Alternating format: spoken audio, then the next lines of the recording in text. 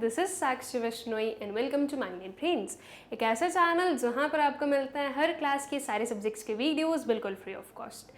सो students, अब हम क्या पढ़ने वाले हैं? अब हम अपने second chapter Indian economy 1950 to 1990 के एनसीईआरटी सॉल्यूशंस का पार्ट 2 करने वाले हैं। ओके, इसके पहले वाले लेक्चर में हम लोगों ने अपना पार्ट 1 कंप्लीट किया था। उसमें हम लोगों ने अपने स्टार्टिंग के जो 4 क्वेश्चंस थे वो कंप्लीट किए थे।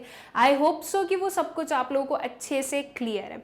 Now starting with the part 2, हम पार्ट 2 कहाँ से स्टार्ट करेंगे? क्वेश्चन नंबर 5 से। ओके, जहाँ पर हमने अपना पार्ट 1 हम बोल सकते हैं ओवर किया था, वहीं से क्या करेंगे अब उसके नेक्स्ट जस्ट क्वेश्चन से क्या करेंगे? अपना पार्ट 2 स्टार्ट करेंगे। ठीक, तो चलिए स्टार्ट करते हैं। बता क्वेश्चन नंबर 5 क्या है हमारा question? What is marketable surplus? बहुत ही इजी सा क्वेश्चन है, राइट? मार्केटेबल सरप्लस क्या होता है? सो स्टूडेंट्स, मार्केटेबल सरप्लस को हम अपने जो टर्म है उसे हम ब्रेक कर ले, राइट? 2 पार्ट्स में डिवाइड कर देते हैं। एक तो हो गया क्या हमारा सरप्लस, और एक इस मार्केटेबल को कर दो क्या? मार्केट। ठीक है, नाउ सरप्लस का मतलब क्या होता है? किसी भी चीज का एक्सेस, राइट? अब यहाँ पर अगर मैं एक्सेस बोलूं, हम वैसे प्रॉफिट को बोलते हैं सरप्लस, तो यहाँ पर हम बोल सकते हैं एक्सेस। एंड मार्केट में एक्सेस आ रहा है किस चीज का? मार्केटेबल सरप्लस किस टर्म्स के बेसिस पर हम बात करते हैं? So that is on the basis of agriculture product. ठीक है, जब फार्मर्स कोई भी प्रोडक्शन करते हैं, किसी भी क्रॉप को प्रोड्यूस करते हैं, ओके, उसके बाद में उस क्रॉप का वो सेल्फ कंजम्पशन करने के बाद में जो पर्टिकुलर क्वांटिटी बचती है या जो पर्टिकुलर क्वांटिटी मार्केट में आती है, उसे हम क्या बोलते हैं? Marketable surplus. फॉर एग्जाम्पल, एक कोई फार्मर है जिसने की 50 टन्स ऑफ व्हीट का प्रोडक्शन किया है। ठीक है, अब इस 50 टन्स ऑफ व्हीट के प्रोडक्शन में से उस फार्मर ने खुद ने कितना कंज्यूम कर लिया? 20 टन्स कंज्यूम कर लिया। ओके, अब इसके बाद में जो बचा हुआ 30 है वो उसने मार्केट में सेल कर दिया। अब ये जो मार्केट में ये जो 30 टन्स ऑफ व्हीट आया है, ये क्या कहलाएगा? ये कहलाएगा मार्केटेबल सरप्लस। ठीक है, इस पर्टिकुलर को हम क्या बोलेंगे कि ये मार्केटेबल सरप्लस है। ये जो सेल्फ कंजम्पशन के लिए यूज कर लिया गया है उसे हम मार्केटेबल सरप्लस नहीं बोलते हैं। ओके, सो आई होप कि मार्केटेबल सरप्लस का मतलब आप लोगों को समझ में आ गया होगा। Now marketable surplus refers to the difference between the total output produced by a farmer and his on-farm consumption. In other words, it is that portion of the total output that the farmer sells in the market. ठीक है, marketable surplus को हम क्या बोल रहे हैं students? वो difference है। किस चीज का डिफरेंस है? टोटल आउटपुट जो कि एक फार्मर ने प्रोड्यूस किया है और उसका ऑन फार्म कंजम्पशन जो है, जैसे कि जो अभी मैंने आप लोगों को एग्जांपल दिया, टोटल आउटपुट कितना प्रोड्यूस किया? 50 टन्स। एक फार्मर का ऑन फार्म कंजम्पशन कितना था? 20 टन्स। ऑन फार्म कंजम्पशन का मतलब क्या हो गया? सेल्फ कंजम्पशन हो गया, वो खुद के लिए कंज्यूम कर रहे हैं। वो या तो जो ये 20 टन्स है उसमें खुद का कंजम्पशन हो रहा है, खुद के खाने के लिए रख रहे हैं, या फिर वो और फर्दर प्रोडक्शन के लिए उसे एज अ रॉ मटेरियल रख रहे हैं। So this is total output minus on farm consumption. ठीक है, सो इन दोनों का जो डिफरेंस है उसे हम क्या बोलेंगे? Marketable surplus. तो इन दोनों का डिफरेंस क्या आएगा students? That is 30। So 30 is your marketable surplus. ठीक है, या फिर हम इसे क्या बोल सकते हैं? In other words, it is that portion of the total output that the farmers sell in the market. ठीक है, वो टोटल वो पोर्शन है टोटल आउटपुट का जो कि एक फार्मर मार्केट में सेल कर रहा है। ठीक है, अगर इसे इक्वेशन के बेसिस पर लिखें तो कुछ इस वे में लिख सकते हैं, marketable surplus is equals to total farm output produced by the farmer minus own consumption of farm output. ठीक है, बहुत ही सिंपल सा कंसेप्ट था एंड आई होप कि मार्केटेबल सरप्लस का मतलब आप लोगों को समझ में भी आ गया होगा। ठीक है, तो फिर चलते हैं हम अपने नेक्स्ट क्वेश्चन पर, that is explain the need and type of land reforms implemented in the agriculture sector. अब देखो क्या बताना है हमें, जो लैंड रिफॉर्म्स किए गए थे, ओके, उनकी नीड क्या थी और क्या क्या टाइप के थे। ठीक है, तो स्टूडेंट्स लैंड रिफॉर्म्स जब तक नहीं किए थे तब तक कैसा था हमारा एग्रीकल्चर सेक्टर, पहले हम उस पर थोड़ा सा उसको हम थोड़ा सा देख लें कि वो कैसा था, राइट। सो जब तक लैंड रिफॉर्म्स नहीं इम्प्लीमेंट किए गए थे तब तक इंटरमीडिएरीज हुआ करती थी, जमींदार हुआ करते थे, ओके। जो फार्मर्स थे उनसे टैक्स लिए जाते थे, tax in the form of जिसे हम हिंदी में लगान बोलते हैं, वो लिए जाते थे, ओके। उसके बाद में जो फार्मर्स थे उन्हें जो मतलब एग्रीकल्चर सेक्टर था उसे ब्रिटिशर्स ने किस फॉर्म में कन्वर्ट कर दिया था, उसे कन्वर्ट कर दिया था फूड क्रॉप से कैश क्रॉप में, ओके। जो फार्मर्स थे उनके पास में प्रॉपर फैसिलिटीज नहीं थी, वो लोग जितना प्रोड्यूस करते थे उतना खुद ही कंज्यूम कर लेते थे, बिकॉज उनका प्रोडक्शन इतना एक्स्ट्रा नहीं होता था कि वो मार्केट में जाके सेल करे। तो इसलिए यहाँ पर नीड आती है लैंड रिफॉर्म्स की, ताकि जो फार्मर्स हैं उनकी कंडीशन ठीक हो और साथ साथ में जो प्रोडक्शन है वो भी इंक्रीज हो, ठीक है। तो इसलिए लैंड रिफॉर्म्स की नीड हुई थी। इसे हम अच्छे से पढ़ते हैं बिल्कुल पॉइंट वाइज कि क्या क्या पर्टिकुलर नीड्स थी, उसके बाद में क्या क्या टाइप्स ऑफ लैंड रिफॉर्म्स थे वो भी हम देखेंगे, ठीक है। So starting with our answer, सबसे पहले हम बता रहे हैं क्या, need, okay. So the need for land reforms in India was very necessary due to following reasons. क्या रीजंस हैं? Land tenure system, land tenure system, इससे हम क्या मतलब समझ रहे हैं? लैंड टेन्योर सिस्टम क्या मतलब होता है स्टूडेंट्स, कि यहाँ पर वो जो बीच में एक जमींदार होते थे वो लोग टैक्स कलेक्ट करते थे, टेन्योर लेते थे, ओके। उसे हम क्या बोलते हैं? टैक्स लेते थे वो लोग, टैक्स जैसे कि हिंदी में अगर हम बोले तो लगान वसूल करा करते थे वो, राइट। तो इसे हम क्या, इस पर्टिकुलर सिस्टम को क्या बोलते हैं? Land tenure system. अगर आप एक लैंड को यूज कर रहे हो तो उस लैंड को यूज करने के लिए आपको मनी पे करना पड़ेगा, ये पर्टिकुलर सिस्टम चलता था। अब इसे हटाने के लिए लैंड रिफॉर्म्स की जरूरत थी, बिकॉज इसकी वजह से जो पुअर फार्मर्स थे वो और पुअरर बनते जा रहे थे। फार्मर्स के पास में वैसे ही इतना आउटपुट प्रोड्यूस होता नहीं था, उसके बाद में जो हो रहा है वो जितना मनी उनके पास में आ रहा है वो उन्हें पे करना पड़ रहा था, तो उनकी हालत बहुत खराब होती जा रही थी। तो इस पर्टिकुलर सिस्टम को अबॉलिश करने के लिए किस चीज की जरूरत थी? रिफॉर्म्स की जरूरत थी, okay. So there were 3 types of land tenure system, namely the zamindari system, the mahalwari system and rayatwari system prevalent in the Indian agriculture sector at the time of independence। ये तीनों जो हमारे लैंड टेन्योर सिस्टम है, ये मैं आप लोगों को पहले भी एक्सप्लेन कर चुकी हूँ। जब हम लोगों ने लैंड रिफॉर्म्स पढ़े थे अपने जब लेक्चर्स में, जब हम लोगों ने लैंड रिफॉर्म्स पढ़े थे उस टाइम पर मैंने ये लैंड टेन्योर सिस्टम के अंडर आपको ये तीनों सिस्टम्स समझाए थे कि इनमें क्या होता था। तो इनमें क्या होता था वो बेसिकली, अगर हम वापस एक बार रिवाइज करना चाहें तो कर सकते हैं, बहुत ही ईजी है। जमींदारी सिस्टम और महलवारी सिस्टम का ये सिस्टम था, मतलब कि उस सिस्टम में ये होता था कि एक कोई इंटरमीडिएरी होता था बिटवीन अ फार्मर एंड जो गवर्नर थे या जो हमें गवर्न कर रहे थे वो, ठीक है। उस टाइम जो भी हमारी गवर्नमेंट थी वो, फार्मर और गवर्नमेंट के बीच में इंटरमीडिएरी हुआ करते थे। ये इंटरमीडिएरी फार्मर से कलेक्ट करते थे टैक्सेस, ओके, या हम बोल सकते हैं टेन्योर कलेक्ट करते थे, और फिर उसे यहां से कलेक्ट कर कर किसे देते थे? गवर्नमेंट को देते थे। अब इस बीच में यहां से लाना और यहां पर भेजना, इस बीच में जो इंटरमीडिएरीज थे वो अपना प्रॉफिट भी निकाल ही लेते थे। क्या करते थे? वो फार्मर्स से ज्यादा पैसा वसूल करते थे, गवर्नमेंट बोलती थी उससे ज्यादा पैसा वसूल करते थे, और वो जो ज्यादा जो एक्स्ट्रा अमाउंट उन्होंने लिया है वो खुद की पॉकेट में रखेंगे, और जितना गवर्नमेंट ने बोला है या जितना ब्रिटिशर्स ने बोला हुआ रहता है उतना उन्हें दे देते थे, ठीक है। तो ये इन दोनों सिस्टम्स में ये इंटरमीडिएरी होते थे।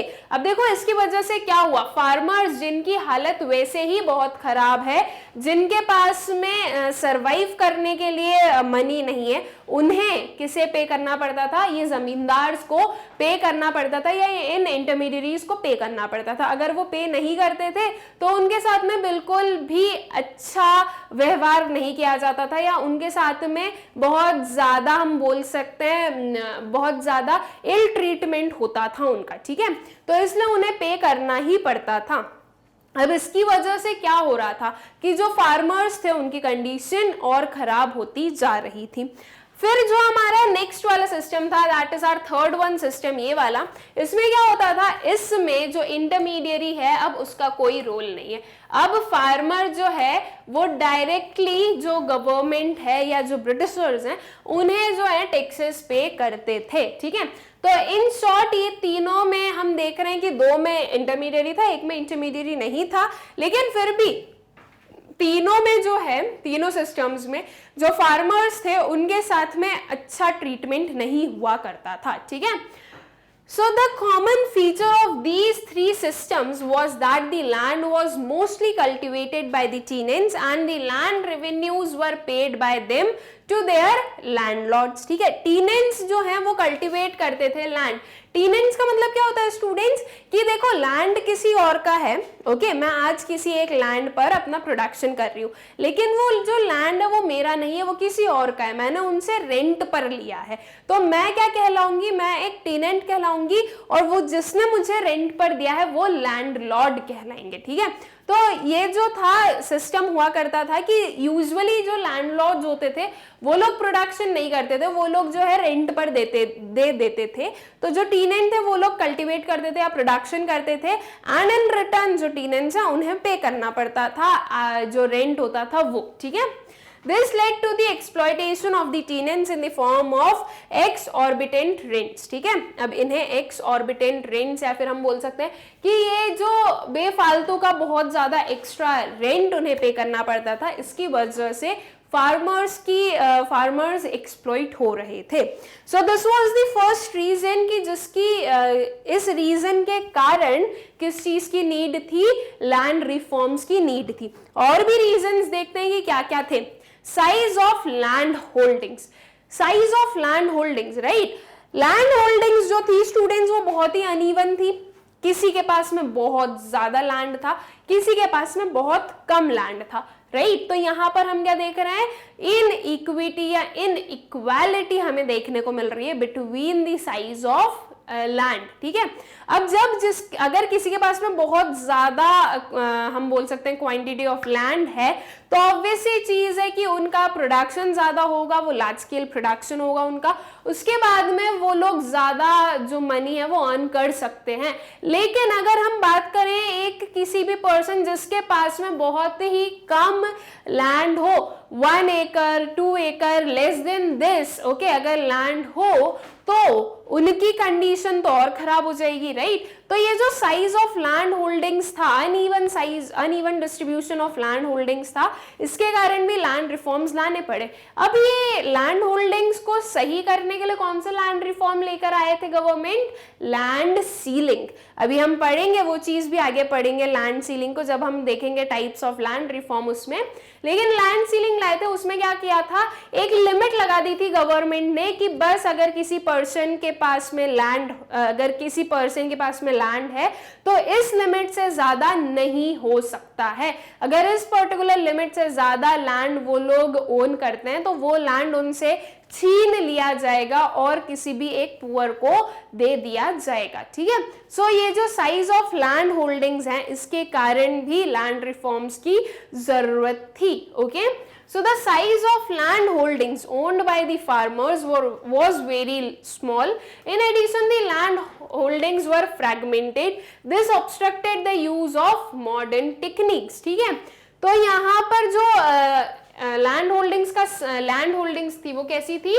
फ्रेगमेंटेड थी, मतलब कि बहुत ज्यादा ऐसे स्कैटर्ड थी। ऐसा नहीं है कि अच्छा एक फार्मर का लैंड है तो वो इतना हो गया, एक पीस यहाँ पर है, एक पीस यहाँ पर है, तो ऐसे करके भी था। तो इसकी वजह से मॉडर्न टेक्निक्स को वो लोग यूज नहीं कर पाते थे। सो ये दो रीजन थे, ओके। फिर उसके बाद में आता है लैक ऑफ इनिशिएटिव।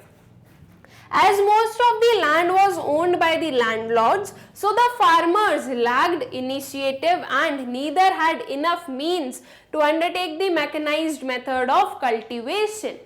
अब भाई ऐसा था कि फार्मर्स की कंडीशन बहुत अच्छी तो थी नहीं, राइट। तो इसकी वजह से क्या होता है, इसकी वजह से ये था कि अब फार्मर्स के पास में जब ज़्यादा पैसा नहीं है तो वो ऑब्वियसली फार्मिंग में उतना इन्वेस्ट भी नहीं कर सकते हैं, राइट। सो फार्मर्स जो हैं, जो ट्रेडिशनल टेक्निक्स चल रही थी उसी को फॉलो किए जा रहे थे, वहां पर कोई भी अपग्रेडेशन या कोई भी चेंजेस नहीं किए जा रहे थे। ओके, सो जब तक आप किसी चीज में जहां पर चेंज रिक्वायर्ड और अगर आप वहां पर चेंज नहीं लाओगे तो उसकी वजह से प्रॉब्लम तो आएगी, बिल्कुल आएगी। जब यहाँ पर जो इनिशिएटिव नहीं लिए जाते थे या लैक ऑफ इनिशिएटिव था, तो उसके कारण जो फार्मिंग थी या जो एग्रीकल्चर सेक्टर था उसे मैकेनाइज नहीं कर पा रहे थे, उसे मॉडर्न नहीं बना पा रहे थे। सो जब तक वो मॉडर्न नहीं बनेगा तब तक प्रोडक्शन कैसे इंक्रीज होगा उसमें, है ना। तो इसके लिए भी लैंड रिफॉर्म्स की क्या थी, जरूरत थी। Okay, nature of farming. The basic motive for farming was for subsistence. That is, farming was done basically to earn survival and not for sale or to earn profit. Okay, जो farming था students, जो nature of farming है वो कैसी थी भाई। मैं अगर एक फार्मर हूं, अगर मैं उस टाइम की बात करूं, ठीक है, मैं एक फार्मर हूं, तो मैं ये सोचूंगी कि मैं वो प्रोडक्ट्स का प्रोडक्शन कर लूं जिससे कि मेरा सर्वाइवल हो जाए, ठीक है, उतना कि मैं अच्छे से सरवाइव कर लूं, मुझे कोई प्रॉब्लम ना आए। मैं इस मोटिव से प्रोडक्शन या इस मोटिव से फार्मिंग नहीं करती हूँ कि मुझे ये जो प्रोडक्ट है वो सेल करना है मार्केट में, मुझे दूसरे लोगों तक भी ये प्रोडक्ट पहुंचाना है। इस चीज को नहीं सोचा जाता था। तो तब मोटिव क्या था कि हमें अपना सर्वाइवल देखना है, हमें सेल्स से कोई मतलब नहीं है। तो इसके कारण भी लैंड रिफॉर्म्स की जरूरत थी। अब देखो, अगर ये पर्टिकुलर टाइप ऑफ नेचर था तो उसे चेंज कैसे किया जा सकता है, तो उसे चेंज करने का एक ही ऑप्शन हो सकता था कि अच्छे से प्रोडक्शन इंक्रीज कर दूं। जब लोगों के पास में आउटपुट इतना हो जाएगा कि उनका सर्वाइवल भी हो जाएगा, ओके, वो खुद के कंजम्पशन हो जाएगा उनका, उसके बाद भी अगर कोई आउटपुट बचेगा तो एक फार्मर क्या करेगा, अल्टीमेटली उसको सेल ही करना पड़ेगा ना, राइट। वो अगर उसे स्टोर भी करेगा तो नेक्स्ट ईयर फिर वो और वापस जो है प्रोडक्ट्स हैं जो हैं वो ज्यादा हो जाएंगे, तो उसका स्टॉक बढ़ता जाएगा। एक टाइम आएगा जब उसके पास में इतनी स्पेस भी नहीं होगी वो इतने स्टॉक को रख सके, और अगर स्टॉक को रखने की प्रॉपर फैसिलिटीज नहीं होगी तो अगर कोई भी नेचुरल क्लामिटीज आई या हम बोल दे कि बारिश हो गई, बाहर रखा था अनाज, बारिश हो गई, तो उसकी वजह से वो क्या हो जाएगा, वो खराब हो जाएगा, राइट। तो जब एक पर्सन के पास में एक्स्ट्रा प्रोडक्शन होगा या एक्स्ट्रा आउटपुट होगा तो ऑब्वियस सी चीज है कि वो उसे क्या करेगा, उसे सेल कर देगा, राइट। सो ये नेचर ऑफ जो फार्मिंग था, ये जो फार्मिंग का जो एक मेंटालिटी थी कि हमें सर्वाइवल के लिए फार्मिंग करनी है, उसे चेंज करने की जरूरत थी, इसलिए भी लैंड रिफॉर्म्स की जरूरत थी। ओके, आई होप सो कि ये जो तीनों पॉइंट्स थे ये आप लोगों को अच्छे से क्लियर हो गए होंगे। फिर चलते हैं हमारे नेक्स्ट पॉइंट्स पर। So that is traditional approach and low productivity. Traditional approach जो है वो इंप्लीमेंट किया जाता था, वो अपनाया जाता था। उस ट्रेडिशनल अप्रोच से मॉडर्न अप्रोच में कन्वर्ट होना कोई नहीं चाह रहा था, चाह भी रहा था तो हो नहीं पा रहा था। रीजन, क्योंकि उसके पास में इतना मनी नहीं था कि वो इन्वेस्ट कर सके। दूसरी चीज, इतनी टेक्निक्स भी नहीं थी कि वो जो है अपना ये जो पूरा अपनी जो मेथड्स हैं वो चेंज कर सके। और जब ट्रेडिशनल अप्रोच था तो प्रोडक्टिविटी भी कैसी थी, लो थी, ठीक है। So Indian farmers used to rely on the conventional and the traditional inputs and methods and climatic conditions that hampered the productivity of agriculture sector, ठीक है। सब कुछ जो है वो हम पुराने तरीके से करेंगे और हम जो है नेचर पर डिपेंडेंट रहेंगे, क्लाइमेट पर डिपेंडेंट रहेंगे, वो जैसा भी क्लाइमेट होगा उसके अकॉर्डिंग प्रोडक्शन हो जाएगा। ओके, जैसे कि बारिश कम हुई तो किसी भी फार्मर के पास में इरिगेशन फैसिलिटी नहीं थी कि अगर ऊपर से पानी नहीं आ रहा है तो आप जो नीचे से आप जो पानी डाल सकते हो, जो बोरिंग के थ्रू या इरिगेशन फैसिलिटी होगी तो उसके थ्रू जो आप वाटर दे सकते हो आपके क्रॉप्स को, वो तक नहीं दिया जाता था। बिकॉज सोलली किस पर निर्भर थे फार्मर्स, क्लाइमेटिक कंडीशंस पे, ठीक है। तो जो आपके ट्रेडिशनल अप्रोच थे उनके कारण लो प्रोडक्टिविटी भी हुआ करती थी। जैसे कि हमें पता है कि आफ्टर ग्रीन रेवोल्यूशन जो प्रोडक्टिविटी है वो इंक्रीज हो गई थी, right. So after green revolution हुई, जब टेक्निक्स जो है वो चेंज की गई। जब तक टेक्निक्स चेंज नहीं हुई थी तब तक प्रोडक्टिविटी कैसी थी, लो ही थी। तो इसे चेंज करने की जरूरत थी, इसलिए भी जो लैंड रिफॉर्म्स हैं उनकी रिक्वायरमेंट थी, ठीक है। Then comes to absence of marketing system. Due to absence of well-developed marketing system, the farmers used to rely on the intermediaries to sell their product in the market. ठीक है, अब देखो ना तो farmers इतने पढ़े लिखे और ना ही मार्केट की जो कंडीशन है वो इतनी अच्छी, ओके। फार्मर्स के पास में इतना नॉलेज नहीं था कि अच्छा वो खुद भी जो है उनके कंज्यूमर्स को सेल कर सकते हैं गुड्स, ओके। फार्मर्स को क्या लगता था, जो इंटरमीडियरीज ने बोल दिया वही सब कुछ है, भैया इंटरमीडियरीज भगवान है, वो देवता है, उन्होंने जैसा बोल दिया वही सही है। एंड इंटरमीडियरीज क्या करते थे, फार्मर्स को एक्सप्लॉइट करते थे, ज्यादा अमाउंट लेते थे, किससे, कंज्यूमर से, और फार्मर्स को एक बहुत ही कम अमाउंट देते थे, ओके। जो बचता था, जो इन दोनों के बीच में जो भी इन्होंने अपना जो प्रॉफिट बचाया होता है इंटरमीडियरीज ने, वो अपने पॉकेट में जाता था, ठीक है। तो जो इंटरमीडियरीज बोल देते थे वही सही होता था। फार्मर्स जो हैं अगर उन्हें कुछ सेल भी करना होता था तो वो किसी इंटरमीडियरी को जाकर सेल करते थे, जो कि उन्हें अच्छे से एक्सप्लॉइट भी करता था।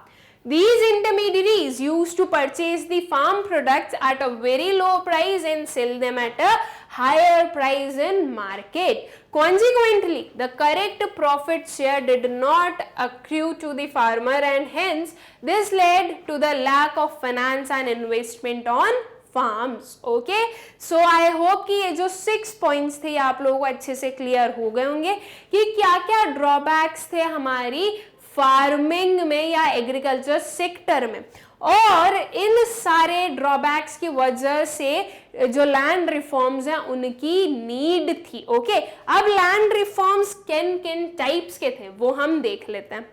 So that is the type of land reforms. अगर हम देखें तो फर्स्ट वाला क्या आ गया हमारा, अबॉलिशिंग इंटरमीडियरीज। जो जमींदार्स के बारे में हम लोगों ने पढ़ा, राइट, उन्हें क्या करना है, अबॉलिश करना है। अब इंटरमीडियरीज को हटाओ, डायरेक्ट किसका रिलेशनशिप होना चाहिए, फार्मर का रिलेशनशिप होना चाहिए डायरेक्ट, किसके साथ में, गवर्नमेंट के साथ में, और जो कंज्यूमर्स हैं उनके साथ में। इंटरमीडियरीज को हटाओ, बिकॉज इंटरमीडियरीज जो हैं वो एक लार्ज पोर्शन या लार्ज शेयर ऑफ जो इनकम हुआ करती है, हो सकती है फार्मर की, उसे वो अपने पास रख लेते थे, ठीक है।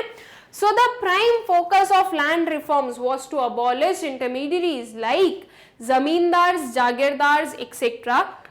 There were many steps undertaken to make the tillers the owner of the land. ठीक है, इसके साथ साथ में इंटरमीडियरीज को हटाने के साथ साथ में ये स्टेप्स भी लिए गए थे कि जो टिलर्स थे, टिलर्स मतलब क्या हो गए, वो जो टीनेंट्स हम बोल रहे थे कि हम जो है रेंट पर काम कर रहे हैं, उन्हें लैंड का ओनर बनाने के लिए भी स्टेप्स जो हैं वो ली गई थी, okay.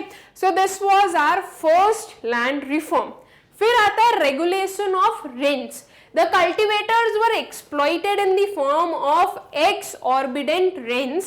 In the first 5-year plan, the maximum rent fixed was 1/4 or 1/5 of the total farm produce, except in Punjab and Haryana, where it was not okay. The regulations of rent not only reduced the burden from the tenants but also enabled them with greater portion of finance to invest on farms. ठीक है, अब देखो जो rent था उसका भी regulation किया। उसका रेगुलेशन कैसे किया, जैसे कि जब तक ये लैंड रिफॉर्म नहीं आया था उसके पहले क्या था कि अगर एक लैंडलॉर्ड ने बोला है कि हमें चाहिए 1000 रुपीज एज एन रेंट, ठीक है, एक लैंडलॉर्ड ने क्या बोला कि 1000 रुपीज चाहिए एज एन रेंट, तो अब जो एक टीनेंट था उसे 1000 रुपीज देने पड़ेंगे। हो सकता है कि इस 1000 रुपीज का प्रोडक्शन या इस 1000 रुपीज के इक्वल के आउटपुट का प्रोडक्शन हुआ ही ना हो, ओके।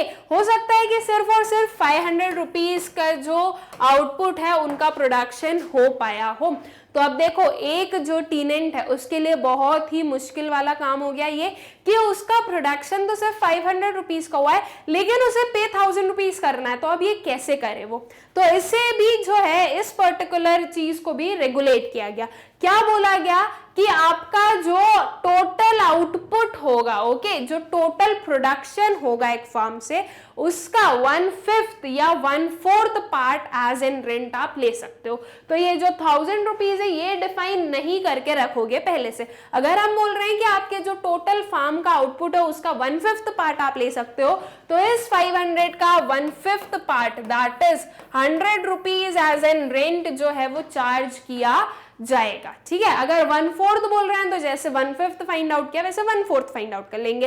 तो जितना भी प्रोड्यूस हो रहा है, जितना भी आउटपुट का प्रोडक्शन हो रहा है, उसके अकॉर्डिंग जो है क्या लिया जाएगा, रेंट लिया जाएगा। ठीक है, तो ये भी एक क्या था, टाइप ऑफ लैंड रिफॉर्म ही था। ठीक है, देन आता है कंसोलिडेशन ऑफ होल्डिंग्स।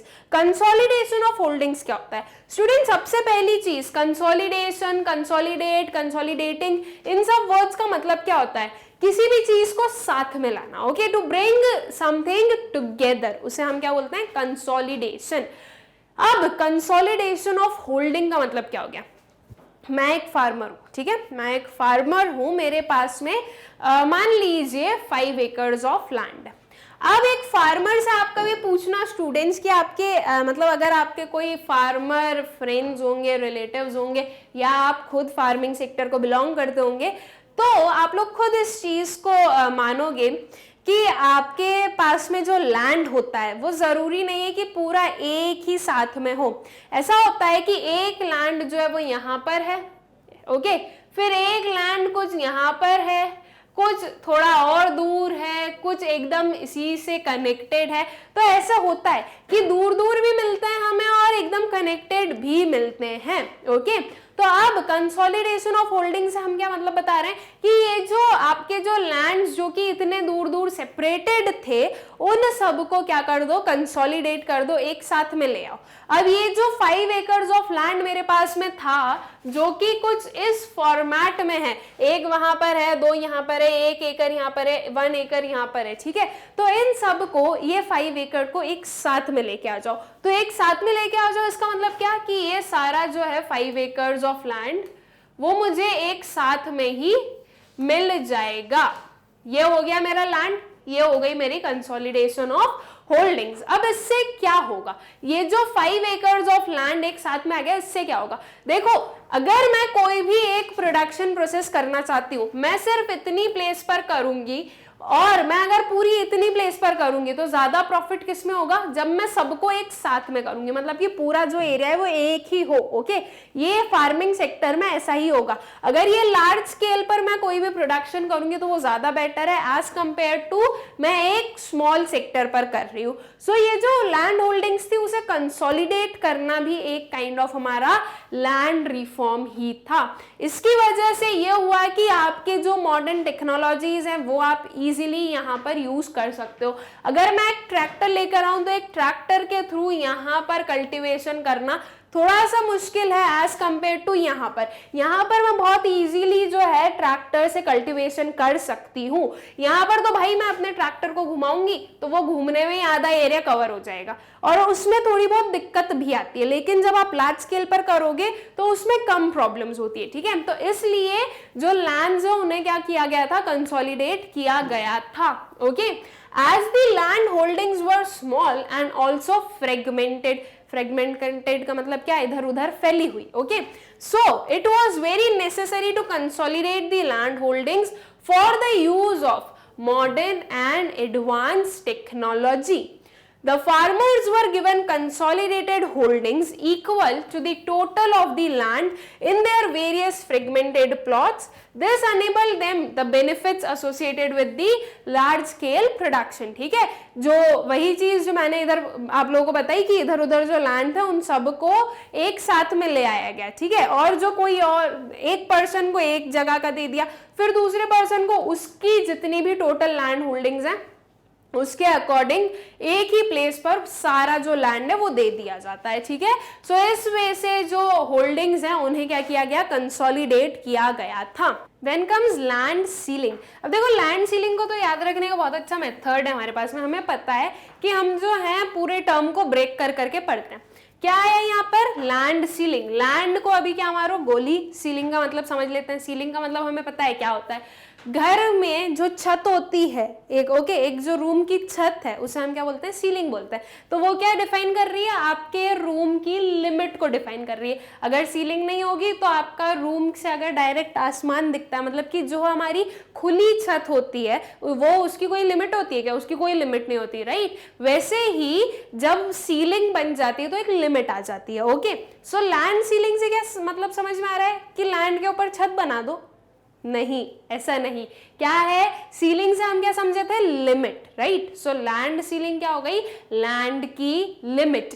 जो गवर्नमेंट है वो क्या रिफॉर्म लेकर आई, लैंड सीलिंग का। एक लिमिटेड अमाउंट या एक लिमिटेड क्वांटिटी ऑफ जो लैंड है वही एक पर्सन के पास में हो सकता है। जैसे कि गवर्नमेंट ने मान लीजिए बोल दिया कि 18 एकर्स ऑफ लैंड ही एक पर्सन होल्ड कर सकता है, तो इस 18 एकड़ से ज्यादा अगर किसी भी पर्सन के पास में लैंड होगा तो वो उससे क्या कर लिया जाएगा, छीन लिया जाएगा, ओके। वो उससे ले लिया जाएगा और जो पुअर फार्मर्स हैं या जहां पर भी उसका यूटिलाइजेशन करना होगा उस चीज में उसे यूज किया जाएगा, ठीक है। सो लैंड सीलिंग जो रिफॉर्म है वो जनरली या मेनली उसका क्या रीजन था इम्प्लीमेंट करने का, तो उसका सिंपल सा रीजन था कि जो बिग फार्मर्स थे उनको और बिग नहीं होने देना, उनको जो है उनकी जो लैंड है उसको लिमिट करो, और जो स्मॉल फार्मर्स हैं, पुअर फार्मर्स हैं, उनको उस लैंड का ओनर बना दो, ठीक है, ताकि इक्विटी मेंटेन रहे,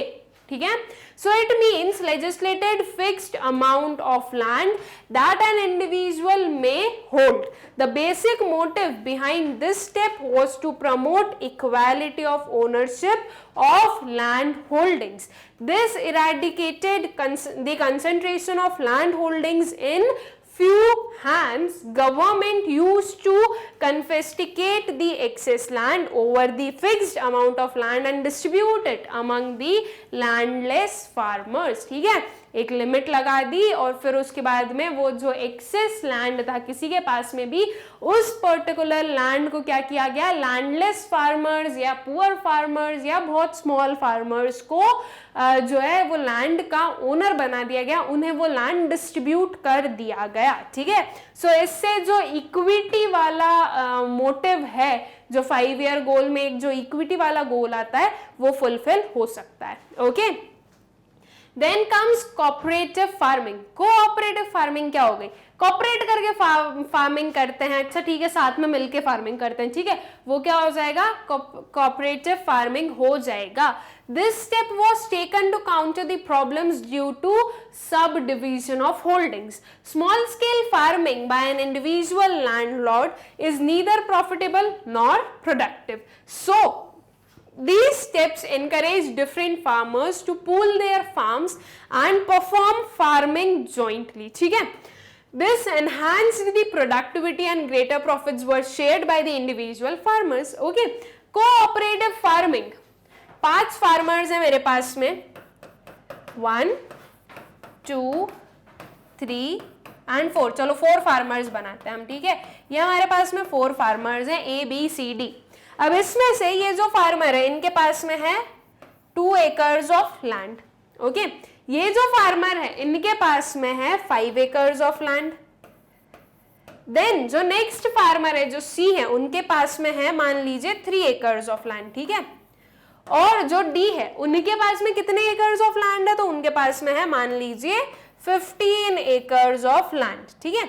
अब ये जो चारों हैं, अब इसमें देखो जो डी है ओके ये जो डी है इसके पास में थोड़ा सा हम बोल सकते हैं सफिशिएंट अमाउंट ऑफ लैंड है, तो ये जो है अपना प्रोडक्शन कर सकते हैं खुद, राइट। एक जो प्रोडक्शन प्रोसेस है वो पूरा अच्छे से कर सकते हैं, ये जो स्मॉल स्केल वाली प्रॉब्लम्स है वो यहाँ पर नहीं आएंगी। लेकिन ये जो डी है वो खुद जो है फार्मिंग वर्क कर नहीं सकते, उन्हें चाहिए कुछ क्या, वर्कर्स। अब वर्कर्स को हायर करना पड़ेगा उन्हें, ओके। अब उसके साथ में ठीक है, अब उन्हें उनकी नीड क्या है, वर्कर्स को हायर करना है। ये जो तीनों हैं इनके पास में स्मॉल अमाउंट ऑफ क्या है, लैंड है। ये खुद जो है अपने लैंड पर काम करते हैं, ये किसी वर्कर को नहीं रखते। और इवन अगर उन्हें जरूरत होती है, मतलब कि अगर उनकी फाइनेंशियल कंडीशन के अकॉर्डिंग अगर उन्हें और मनी की रिक्वायरमेंट होती है तो दूसरों के फार्म्स में भी जाकर वर्क कर लेते हैं। अब एक दिन क्या हुआ, ये ए, बी, सी और डी तीनों कहीं पर मिले, इन्होंने अपनी अपनी जो प्रॉब्लम्स है वो रखी। जो डी की प्रॉब्लम थी वो क्या थी कि उन्हें वर्कर्स चाहिए, उन्हें वर्कर्स नहीं मिल रहे। जो ए बी सी की प्रॉब्लम थी वो क्या थी कि उनके पास एडिक्वेट अमाउंट ऑफ लैंड नहीं है, तो इसकी वजह से जो लार्ज स्केल प्रोडक्शन के जो बेनिफिट्स हैं वो उन्हें नहीं मिल पाते। और जो वो स्मॉल प्रपोर्शन है लैंड का, उसमें ना तो ज्यादा प्रोडक्टिविटी होती है और ना ही वो ज्यादा प्रॉफिट अर्न कर पाते हैं। तो इन चारों ने क्या डिसाइड किया कि चलो एक काम करते हैं, हम चारों मिलकर जो है फार्मिंग करेंगे, मिलकर फार्मिंग करेंगे। अब क्या हुआ, इनके पास में जो टोटल लैंड है वो कितना हो गया, 15 + 5 हो गया हमारा 20, एंड 20 + 5 कितना हो गया, 25 एकर्स, ठीक है। अब टोटल अमाउंट ऑफ लैंड कितना हो गया स्टूडेंट्स, 25 एकर्स हो गया। काफी हम बोल सकते हैं सफिशिएंट अमाउंट है ये। उसके बाद में ये जो डी है इसके पास में सबसे ज्यादा लैंड तो है, लेकिन इसे क्या चाहिए, वर्कर्स चाहिए थे। तो इसने बोला कि मैं देखो अपने पूरा 15 एकर्स ऑफ लैंड दे रहा हूं, लेकिन काम जो है वो तुम लोगों को करना पड़ेगा। इन तीनों ने बोला एक्सेप्टेबल, हम जो है काम कर देंगे, बस आप आपका लैंड दे दीजिए। तो अब इन चारों ने मिलकर इस जो 25 एकर्स ऑफ लैंड है उस पर क्या किया, प्रोडक्शन किया। अब उससे जो भी रिजल्ट आया, जो भी प्रोडक्ट्स आए, उसे उन्होंने डिवाइड कर लिया, जो भी पर्टिकुलर प्रपोर्शन उन लोगों का डिसाइड हुआ होगा। डी का सबसे ज्यादा एकर्स ऑफ लैंड है तो उसे ज्यादा प्रपोर्शन मिला, लेकिन तो भी उसने क्या किया है कि जो उसने खुद ने काम नहीं किया, इन तीनों ने काम किया, तो इन तीनों को काम करने का शेयर भी तो मिलना चाहिए। इसलिए जो भी उनका एक एप्रोप्रिएट, उनकी जो हम बोल सकते हैं म्यूचुअल अंडरस्टैंडिंग से जो भी प्रपोर्शन डिसाइड हुआ होगा आउटपुट का, वो आउटपुट वो लोग आपस में क्या कर लेते हैं, डिस्ट्रीब्यूट कर सकते हैं, ठीक है। तो ये किस चीज का कंसेप्ट हुआ, ये कंसेप्ट हुआ कोऑपरेटिव फार्मिंग का, ठीक है। कि यहाँ पर देखो इनके पास में स्मॉल एकर्स ऑफ लैंड थे, स्मॉल लैंड होल्डिंग्स थी, उनके पास में ज्यादा था लेकिन उनकी अलग प्रॉब्लम थी। तो सारी प्रॉब्लम को हटाने के लिए, जो ये प्रॉब्लम्स के क्लैशेस ना हो, ऐसी उन्होंने एक जो है सोल्यूशन निकाला और क्या किया, कोऑपरेटिव फार्मिंग की, ठीक है। मतलब कि साथ में मिलकर फार्मिंग क्या की गई, जॉइंटली की गई थी। ओके, सो ये भी एक काइंड ऑफ हम बोल सकते हैं रिफॉर्म है जो कि हमें फार्मिंग सेक्टर में देखने को मिला था। So these were students types of reforms and I hope कि आप लोगों को लैंड रिफॉर्म्स का मतलब लैंड रिफॉर्म्स कौन कौन से हुए थे वो, और जो हमारे लैंड रिफॉर्म्स की नीड थी वो, ये दोनों चीजें आप लोगों को अच्छे से समझ में आ गई होगी। नाउ स्टूडेंट्स, लैंड रिफॉर्म्स और जो ग्रीन रेवोल्यूशन वाला जो रिफॉर्म है, दोनों डिफरेंट है, ओके। दोनों एग्रीकल्चर सेक्टर पर हुआ था, लेकिन जो ग्रीन रेवोल्यूशन है वो लैंड रिफॉर्म का पार्ट नहीं होता है, इसलिए कभी भी ग्रीन रेवोल्यूशन को लैंड रिफॉर्म में लेकर नहीं आना। लैंड रिफॉर्म में सिंपल मतलब क्या है कि जो लैंड है उसके ऊपर कोई भी चेंजेस करना है, ठीक है, या उस पर उससे रिलेटेड कोई भी रिफॉर्म करना है। ओके, सो आई होप कि ये पर्टिकुलर क्वेश्चन आप लोगों को अच्छे से समझ में आ गया होगा। फिर चलते हैं हम अपने नेक्स्ट क्वेश्चन पर, दैट इज क्या है हमारा question number 7, what is green revolution, why was it implemented and how did it benefit the farmers, explain in brief। अब हमें क्या बताना है, ग्रीन रेवोल्यूशन क्या है, ओके।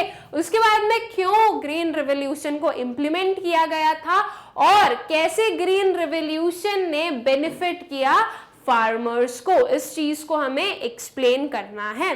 ग्रीन रेवोल्यूशन कब आया था स्टूडेंट्स हमारे इंडिया में? That was in 1966, right. कौन father of green revolution in India किसे बोलते हैं हम? MS स्वामीनाथन। ये सिर्फ इंडिया के बोलेंगे, ओके। अगर सबसे पहले हम बात करें कि ग्रीन रेवोल्यूशन कहां पर आया था, सो इन 1940s ग्रीन रेवोल्यूशन मेक्सिको में आया था, और मेक्सिको को ही देखकर हम अपनी कंट्री में ग्रीन रेवोल्यूशन लेकर आए थे, ओके। मेक्सिको में कौन ग्रीन रेवोल्यूशन किसने इंट्रोड्यूस किया था? So that was Norman Borlaug. ये चीजें मैं आप लोगों को पहले भी पढ़ा चुकी हूँ अच्छे से, ओके। हमारे जो लास्ट वाला जो वीडियो था, पार्ट 1 था, उसमें भी एक क्वेश्चन में मैंने आप लोगों को ये बताया था, एंड इसके पहले भी जब हम लोगों ने ग्रीन रेवोल्यूशन पढ़ा था तो इसे हमने पढ़ा ही था। सो ये एक सिर्फ क्या था, एक बहुत सा ब्रीफ सा मैंने आप लोगों को उसका कैसे किसने इंट्रोड्यूस किया ये बताया। अब क्या होता है, क्यों किया गया, ये सब कुछ जो है हम इसके आंसर में देख लेते हैं कि क्या क्या हमें लिखना है। So due to low productivity, frequent occurrence of famines and low levels of agriculture products in the later half of the second 5-year plan was happening, ठीक है। A team was formed to suggest various ways to counter these problems. जो productivity थी वो कैसी थी? बहुत लो थी। लो क्यों थी स्टूडेंट्स? बिकॉज कुछ भी सब कुछ बिल्कुल हम बोल सकते हैं ट्रेडिशनल मेथड पे चलता था, कोई भी उसमें चेंजेस नहीं हो रहे थे, ना ही किसी काइंड का इन्वेस्टमेंट में चेंजेस हो रहे थे, तो जो पुराना जैसा चल रहा था वैसा चल रहा था, राइट। ना प्रॉपर इरिगेशन फैसिलिटी, ना प्रॉपर सीड्स, फर्टिलाइजर्स, पेस्टिसाइड्स, कुछ भी नहीं थे। तो इसकी वजह से जो प्रोडक्टिविटी थी वो कैसी थी? लो थी। और लो प्रोडक्टिविटी थी तो इसके कारण क्या ऑकर होते थे? फेमाइन्स आते थे। फेमाइन्स क्या हो गया? हम क्या बोलेंगे हम फेमाइन्स को? दैट वुड बी भूखमरी, ठीक है, कि लोगों को भूखे रहने की वजह से उनकी डेथ हो रही थी, स्टारवेशन हो रहा था, ठीक है। सो लो प्रोडक्टिविटी के कारण जब लोगों के पास में खाने के लिए कुछ नहीं है तो उसकी वजह से फेमाइन्स हो रहे थे, और फेमाइन हो रहे थे तो that was not a good thing. उसकी वजह से जो आपकी कंट्री है उस पर बहुत ज्यादा इफेक्ट पड़ रहा था। इस जो लो प्रोडक्टिविटी है, ये जो low levels of agriculture product है, ये जो बार बार फेमाइन्स आ रहे थे, इन सब को ठीक करना बहुत ही ज्यादा जरूरी हो चुका था। तो इसके लिए एक कमिटी बनाई गई, ओके, कुछ एक्सपर्टीज लोगों की एक कमिटी बनाई गई कि इस चीज का सल्यूशन निकालो, ओके। ये जो लो प्रोडक्टिविटी है ये कैसे इसे इंक्रीज किया जाए, इसके लिए हमें क्या स्टेप्स लेने चाहिए, ये उस कमिटी का काम था कि ये सब कुछ वो फ्रेम करे, ठीक है। As per the recommendations of the team, government introduced the use of HYV seeds, modern techniques and inputs like fertilizers, irrigation facilities and subsidized credit, ठीक है। अब जैसे कि उन लोगों की जो भी मीटिंग वगैरह हुई, उन लोगों का जो भी रिसर्च वगैरह था, उसके बाद में वो लोग इस पर्टिकुलर कंक्लूजन पर पहुंचे कि उन्हें HYV सीड्स का यूज करना है। HYV सीड्स का मतलब क्या होता है? High yielding variety of seeds, ठीक है। ऐसी सीड्स जो कि हाई यील्ड प्रोवाइड करती थी। ये high yielding variety of seeds जो है वो सबसे पहले हमें राइस एंड व्हीट में देखने को मिली थी, एंड लेटर ऑन वो दूसरी क्रॉप्स में भी जो है हमें HYV सीड्स देखने को मिले थे, ठीक है। सो HYV सीड्स बेसिकली जो है वो लाए गए हमारी कंट्री में। अब HYV सीड्स के लिए स्टूडेंट जरूरी है कि प्रॉपर इरिगेशन फैसिलिटी हो, तो इरिगेशन फैसिलिटी को डेवलप किया गया। उसके बाद में जो HYV सीड्स हैं उन्हें 4 to 10 टाइम्स ज्यादा फर्टिलाइजर्स की जरूरत होती थी। फर्टिलाइजर्स का भी यूसेज बढ़ा। जब इन सब का यूसेज बढ़ा तो उसकी वजह से प्रोडक्टिविटी बढ़ी, ठीक है। और ये जो प्रोडक्टिविटी इंक्रीज होगी हम उसे क्या बोलते हैं? Green revolution, okay. These steps collectively are known as intensive area development program, okay. ये एक न्यू टर्म है जो अभी तक आप लोगों ने नहीं पढ़ा है। अच्छा है, इसीलिए हम बोलते हैं कि एनसीईआरटी सॉल्यूशंस जो है वो जरूरी होते हैं, बिकॉज ये एक काइंड ऑफ हमें कुछ न्यू चीजें भी बता देते हैं, साथ में पूरा समरी भी बताते हैं। सो ये जो स्टेप्स है, ये जो स्टेप्स लिए गए थे कि HYV सीड्स का इंट्रोडक्शन, क्या मॉडर्न टेक्निक्स लाई गई, उसके बाद में प्रॉपर फर्टिलाइजर्स, इरिगेशन फैसिलिटी, ये सब कुछ ठीक करा गया। तो इस सब को, ये जो इंट्रोडक्शन ऑफ न्यू टेक्निक्स थी, इन सब को हम कलेक्टिवली क्या बोलते हैं, that were known as intensive area development program. ठीक है, जो इंटेंसिव एरिया है, जो हम बोल सकते हैं सफर्ड एरिया है, उनके डेवलपमेंट के लिए जो प्रोग्राम्स इंट्रोड्यूस किए गए, दैट इज IAGP। ठीक है, consequently in the year 1967-68 food grains production increased nearly by 25%। अब ये जो ग्रीन रेवोल्यूशन था, या ये जो HYV सीड्स और इन सब के कारण, ये जो न्यू टेक्नोलॉजीज यूज की गई थी, इसके कारण जो प्रोडक्शन था, जो एग्रीकल्चर प्रोडक्शन था, वो इंक्रीज हो गया था 25% से। ठीक है, due to its substantial increase of food grains production, this outcome is known as green revolution। Okay, ये जो substantial increase हुआ था food grain production में, इसे हम क्या बोलते हैं, green revolution बोलते हैं। The word green revolution comprises of two words। अब इसके जो दोनों words है, एक हो गया green और एक हो गया revolution, ये क्या बता रहा है, green that is associated to crops. Okay, crops जो है वो आपको ऐसे हरा भरा खेत दिखता है, so that is green is what, crops, and revolution is associated with substantial increase. ठीक है, इसलिए इसका नेम हुआ green revolution. Now I hope कि ग्रीन रेवोल्यूशन का जो मतलब है वो आप लोगों को अच्छे समझ में आ गया होगा। व्हाट इज ग्रीन रेवोल्यूशन वाला जो क्वेश्चन है, ये आई होप सो कि अच्छे से क्लियर हो गया होगा। नाउ उसके आगे और भी क्वेश्चन थे हमसे पूछे गए थे, वो क्या थे, why there was a need to implement green revolution। ठीक है, सो क्या नीड्स थी वो बता देते हैं। Low irrigation facility, before green revolution students जो इरिगेशन फैसिलिटी थी वो बिल्कुल भी अच्छी नहीं थी। यूजुअली जो फार्मर्स थे वो क्लाइमेटिक कंडीशन पर, जो है क्लाइमेटिक कंडीशन पर बेस्ड होता था उनका प्रोडक्शन, या फिर हम बोल दें कि बिल्कुल क्लाइमेट पर बेस्ड था। बारिश हो गई तो ठीक है, प्रोडक्शन हो जाएगा, बारिश नहीं हुई तो हम कुछ नहीं कर सकते, भाई भगवान की मर्जी ही नहीं है।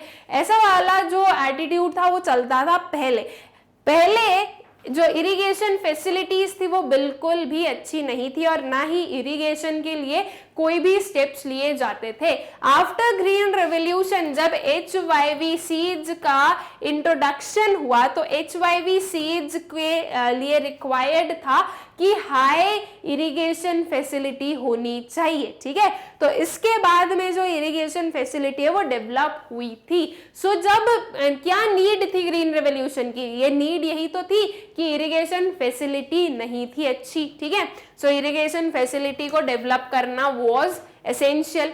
Then conventional and traditional approach, पहले जो हमारा फार्मिंग था उसमें ट्रेडिशनल अप्रोच यूज किया जाता था। ओके, ट्रेडिशनल अप्रोच से के थ्रू ही जो प्रोडक्शन प्रोसेस है वो हमें देखने को मिलती थी। कोई इन्वेस्टमेंट नहीं फार्मिंग में, कोई चेंजेस नहीं, जो जैसा पुराना चलता आ रहा है चलने दो, उसे बिल्कुल भी मॉडर्न करने के लिए कोई भी एफर्ट्स नहीं ले गए, कोई भी मशीन्स पर ट्रांसफर करने के लिए कोई भी जो हम बोल सकते हैं स्टेप्स नहीं लिए गए। ठीक है, पहले बुलडॉग के हेल्प से जो सोइंग है वो होती थी, ऐसा नहीं सोचा गया कि हम ट्रैक्टर से करेंगे तो ज्यादा बेटर होगा। लेकिन आफ्टर ग्रीन रेवोल्यूशन क्या हुआ, ये जो ओल्ड टेक्निक्स थी उनसे शिफ्ट कहाँ हो गए फार्मर्स, न्यू टेक्निक्स पर, मॉडर्न टेक्निक्स पर, डेवलप्ड टेक्निक्स पर। ठीक है, तो ये भी एक रिक्वायरमेंट थी कि हमें जो ट्रेडिशनल अप्रोच है उसे क्या करना, रिप्लेस करना है मॉडर्न अप्रोच से। Okay, then comes frequent occurrence of famines, बार बार बार बार बार बार जो है फेमाइंस ऑकर होते थे, तो उसे रोकना जरूरी था। ओके, और उसे रोकने के लिए जरूरी था कि कोई ना कोई स्टेप्स ली जाए। अब स्टेप्स ली तो वो ग्रीन रेवोल्यूशन ली उन्होंने, अदरवाइज अगर ग्रीन रेवोल्यूशन पर वो नहीं पहुंचते तो भी कुछ ना कुछ स्टेप्स तो लेनी पड़ती। और यहाँ पर जो ग्रीन रेवोल्यूशन है वो क्या बता रहा है कि आपने जो आपका पूरा प्रोडक्शन है उसे कैसे चेंज किया था। ओके, और क्यों चेंज किया था, तो क्यों चेंज किया था, क्या ये आंसर्स हैं कि इन सारे ड्रॉबैक्स की वजह से रिक्वायर्ड था कि कुछ यहाँ पर जो है ऐसी कोई स्टेप्स या ऐसी कोई पॉलिसीज फ्रेम की जाए जिससे कि प्रोडक्शन इंक्रीज हो सके। ठीक है, लैक ऑफ फाइनेंस, पहले लोगों के पास में पैसे नहीं हुआ करते थे, पैसे तो ग्रीन रेवोल्यूशन के बाद में भी नहीं थे। ऐसा नहीं है कि अच्छा फार्मर्स ने सुना कि ग्रीन रेवोल्यूशन नाम की कोई चीज आ रही है, या फिर हम ये बोलें कि HYV सीड्स नाम की कोई सीड्स आ रहे हैं, कुछ मॉडर्न टेक्निक्स आ रही है तो हमारे पास में अभी मनी आ गया है, हम वो उससे परचेज कर ले, ऐसा कुछ नहीं है। पहले गवर्नमेंट जो थी वो कोई भी स्टेप्स नहीं ले रही थी। ये जो सारा हम बोल सकते हैं ये जो इन्वेस्टमेंट करना चाहिए था जो कि गवर्नमेंट को, वो नहीं कर रही थी एग्रीकल्चर सेक्टर में।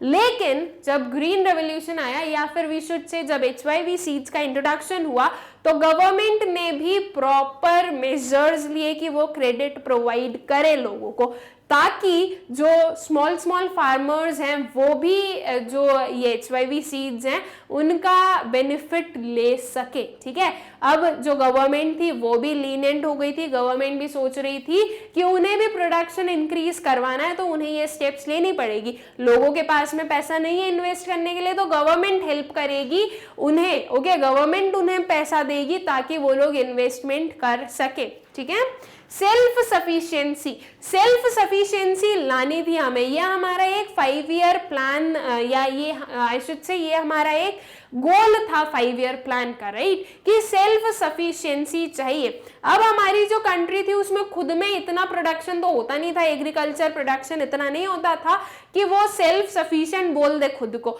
अगर इतना प्रोडक्शन कर पाती तो फेमाइंस थोड़ी ना ऑकर होते बार बार, राइट। लेकिन जो हमारी कंट्री है उसमें बहुत ज्यादा लो प्रोडक्टिविटी थी, तो इसकी वजह से हमारी जो कंट्री थी उसे डिपेंडेंट होना पड़ता था किस पर, यूएसए पर। हम लोग यूएसए से जो गुड्स हैं, जो एग्रीकल्चर प्रोडक्ट्स हैं वो इंपोर्ट करते थे। ओके, तो हमें अपनी कंट्री को सेल्फ सफिशिएंट भी बनाना था, इसलिए भी एग्रीकल्चर सेक्टर को ट्रांसफॉर्म करना जरूरी था। ठीक है, देन मार्केटाइजिंग एग्रीकल्चर पहले मार्केटाइज तो था नहीं, मतलब कि जो प्रोडक्शन हुआ कंज्यूम कर लिया, जो फार्मर ने प्रोडक्शन किया उसी ने कंज्यूम कर लिया। वो जो प्रोडक्ट है, वो जो आउटपुट है उसे मार्केट तक पहुंचने नहीं दिया, मार्केट में लाया ही नहीं गया।